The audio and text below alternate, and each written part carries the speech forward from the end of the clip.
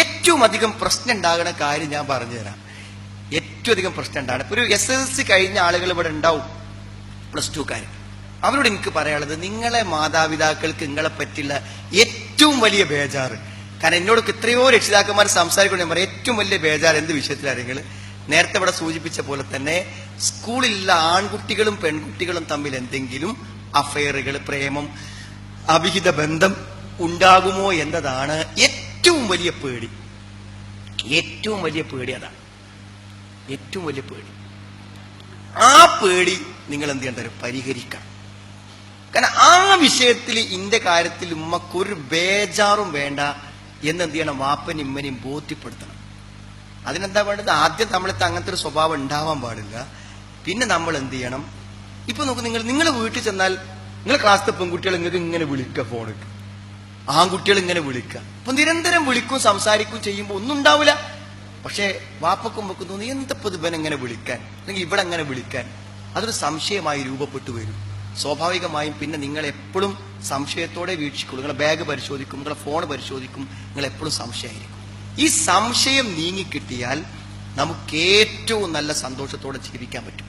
ഇവിടെ പറഞ്ഞിട്ടുണ്ടാവും, ചിലപ്പോൾ ഇനി പറയാനും പോകുന്നുണ്ടായിരിക്കും, എങ്കിലും ഞാൻ പറയാണ്, നിങ്ങളുടെ ജീവിതം മുഴുവനും നശിപ്പിച്ചു കളയുന്ന, നിങ്ങളുടെ ഭാവി മുഴുവനും അപകടത്തിൽപ്പെടുന്ന ഏറ്റവും പ്രധാനപ്പെട്ട ഒരു കാര്യമാണ് എന്തറിയോ, ഈ ലൈംഗികമായ ജീവിതത്തിൽ ആണും പെണ്ണും തമ്മിലുള്ള ബന്ധങ്ങളിൽ നിങ്ങൾ ഇസ്ലാമിന്റെ മര്യാദ പാലിക്കുക എന്നുള്ളത് ഏറ്റവും പ്രധാനപ്പെട്ട കാര്യമാണ്. ഇപ്പൊ കഴിഞ്ഞ ഹൈസക്കിൽ, തിരൂരിലെ ഹൈസക്കിൽ ഞങ്ങൾക്ക് എഴുതി കിട്ടിയ ചോദ്യത്തിൽ ഏറ്റവും അധികം ചോദ്യങ്ങൾ ഈ കാര്യത്തെക്കുറിച്ചായിരുന്നു എന്നുള്ളതാണ് വസ്തുത. നിങ്ങൾ മനസ്സിലാക്കേണ്ടത്, എന്തെങ്കിലും ലൈംഗിക രംഗത്തെ എന്തെങ്കിലും സ്വകാര്യമായ എന്തെങ്കിലും ചീത്ത പരിപാടികളോ ചീത്ത ശീലങ്ങളോ നിങ്ങളിൽ ആർക്കെങ്കിലും ഉണ്ടെങ്കിൽ എന്താ ഉണ്ടാവുക അറിയുങ്ങൾ, അതിങ്ങനെ കൂടിക്കൂടി വരും. ഓരോ ദിവസം ചെല്ലും തോറും കൂടിക്കൂടി വരും. കൂടിക്കൂടി വന്നാൽ എന്താ ഉണ്ടാവുക അറിയുങ്ങൾ, പിന്നെ നിങ്ങൾക്ക് നിയന്ത്രിക്കാൻ പറ്റില്ല. പിന്നെ നിയന്ത്രിക്കാൻ പറ്റൂല എന്ന് മാത്രല്ല, പിന്നെ നിങ്ങളുടെ ഭാവി ജീവിതം അതോടുകൂടെ നശിച്ചു പോകും. ഞാൻ പറയും, ഇന്നിപ്പോ വിവാഹിതരായി വരുന്ന പല ആളുകളും വിവാഹത്തിന് ശേഷം അവരുടെ ശാരീരിക മാനസിക ബന്ധങ്ങളൊന്നും ശരിയാകാതെ വരുമ്പോൾ നമ്മൾ അവിടെ ചോദിക്കാറുള്ള ചോദ്യം, നിങ്ങളുടെ ചെറുപ്രായങ്ങളിൽ എന്തെങ്കിലും ദുശ്ശീലങ്ങൾ ഉണ്ടായിരുന്നോ എന്ന് ചോദിച്ചാൽ മിക്കവാറും ആളുകൾ അത് ഉള്ള ആളുകളാണ്. അതുകൊണ്ട് നമ്മൾ ചിന്തിക്കേണ്ട കാര്യം, അത്തരം സംഗതികൾ നമ്മുടെ ജീവിതത്തിൽ വന്നാൽ നമ്മൾ എന്ത് ചെയ്യും, അപകടത്തിലായി പോകും. എത്ര നേരത്തെ നിർത്തുന്നുവോ അതാണ് ഏറ്റവും നല്ല കാര്യം. പിന്നെ രണ്ടാമതൊരു കാര്യം നിങ്ങൾ സൂക്ഷിക്കേണ്ടത്, മാതാപിതാക്കൾക്ക് നിങ്ങളെക്കുറിച്ചുള്ള പേടി ലഹരി പദാർത്ഥങ്ങളാണ്. ലഹരി ഉപയോഗിക്കുന്നത് നല്ല സൂക്ഷിച്ചില്ലെങ്കിൽ എന്തായാലും പെട്ടുപോകും. കാരണം ഇപ്പൊ ഈ അടുത്തൊരു ദിവസം ഞങ്ങൾ കേട്ടത് എന്താ, നിങ്ങളൊരു ഹോസ്റ്റൽ, ഏത് +1 +2 കുട്ടികൾ പഠിക്കുന്ന ഹോസ്റ്റലാണ്. ആ ഹോസ്റ്റലിൽ എന്താ അറിയും, മദ്യപിക്കുന്ന ആളുകളുണ്ട്. അപ്പൊ അവരെന്താ ചെയ്തു തരങ്ങള്, അവര് മദ്യപിക്കുന്നുണ്ട് എന്ന് പുറത്ത ആളുകളോ വാർഡന്മാരോ അറിയാതിരിക്കാൻ വേണ്ടി അവരൊപ്പിച്ച പരിപാടി എന്താ നിങ്ങള്, രാത്രി ഒരു 12 മണിക്ക് ഹോസ്റ്റലിലെ മൊത്തം കുട്ടികളെ വിളിച്ചുണർത്തി.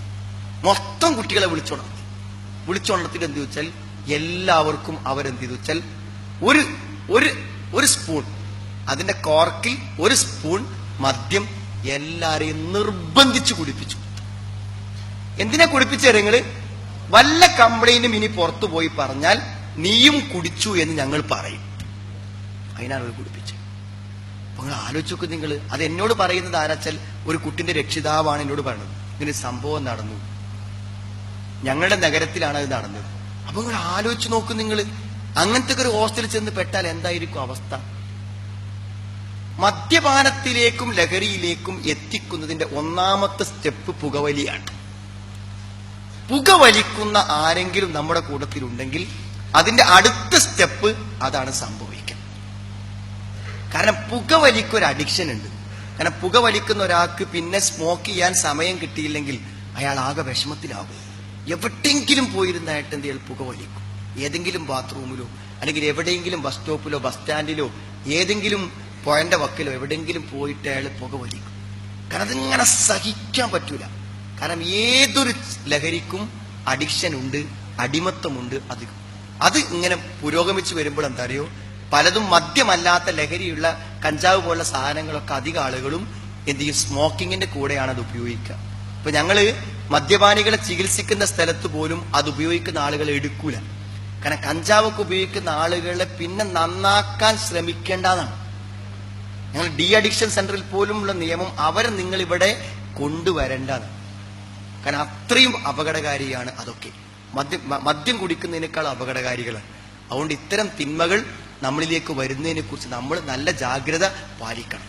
ഇപ്പൊ ഞാൻ പറഞ്ഞത്രേ, നിങ്ങളുടെ മാതാപിതാക്കൾക്ക് നിങ്ങളെ വിശ്വാസമല്ല. അതുകൊണ്ടാണ് എപ്പോഴും നിങ്ങളെ വെറുതെ ഒന്ന് കളിക്കാൻ പോകുമ്പോൾ പോലും നിങ്ങൾ കളിക്കാൻ പോയാൽ നല്ല നിലക്ക് തിരിച്ചു വരില്ലെന്ന് അവർ വിശ്വസിക്കുന്നു. അതുകൊണ്ട് നിങ്ങളുടെ നിസ്കാരം പെർഫെക്റ്റ് ആയിട്ട് ചെയ്യാം. എന്താണോ മാതാപിതാക്കൾ നിങ്ങളെ എതിർക്കുന്നത് ആ കാര്യം നിങ്ങൾ എന്ത് ചെയ്യുക, പരിഹരിക്കാൻ വേണ്ടി ശ്രമിക്കണം എന്നാണ് എനിക്ക് നിങ്ങളെ ഓർമ്മപ്പെടുത്താനുള്ളത്. ഞാൻ ദീർഘിച്ച് പറയുന്നില്ല. നിങ്ങൾ മനസ്സിലാക്കേണ്ട ഒരു കാര്യം, ഇവിടെയൊക്കെ നേരത്തെ ക്ലിപ്പൊക്കെ ഇട്ട് സൂചിപ്പിച്ച കാര്യമാണ്. നിങ്ങൾ നിസ്സാരമായി കാണരുത് കുട്ടികളെ. നമ്മൾ മരിക്കും, ഏത് നിമിഷത്തിലും നമ്മൾ തിരിച്ചു പോകും. ഇപ്പൊ ഇന്നലെ നിങ്ങൾ വായിച്ചില്ല ആക്സിഡന്റ്, അതൊക്കെ വായിച്ചാൽ നമ്മളെ മനസ്സൊന്ന് പോകൂല. ഇവിടെ നെടുമ്പാശ്ശേരി എയർപോർട്ടിൽ വാപ്പനെ സ്വീകരിക്കാൻ വേണ്ടി പോയത് ആരൊക്കെയാണ്? വല്യപ്പ, വല്യമ്മ, അയാളുടെ ഭാര്യ, മക്കള്, അളിയൻ, എല്ലാവരും പോയി. രാത്രി മുഴുവൻ ഡ്രൈവ് ചെയ്തിട്ട് ഉറങ്ങിയതായിരിക്കാം. നേരെ നാഷണൽ ഹൈവേന്റെ സൈഡിലുള്ള ഒരു ചതുപ്പിലേക്ക് വണ്ടി പോയാണ് വീണിട്ട് വെള്ളത്തിൽ മുങ്ങി. ആ വാഹനം അടക്കം മുങ്ങിയിട്ട് എന്ത് ചെയ്തു, മരിച്ചു. 8 വയസ്സായ ഒരു കുട്ടി മാത്രം അത്ഭുതകരമായി രക്ഷപ്പെട്ടു. ബാക്കിയുള്ളവരൊക്കെ മരിച്ചു. ഞാൻ പറഞ്ഞ, നിങ്ങൾ ഒരു സംശയവും വേണ്ട. ഏതു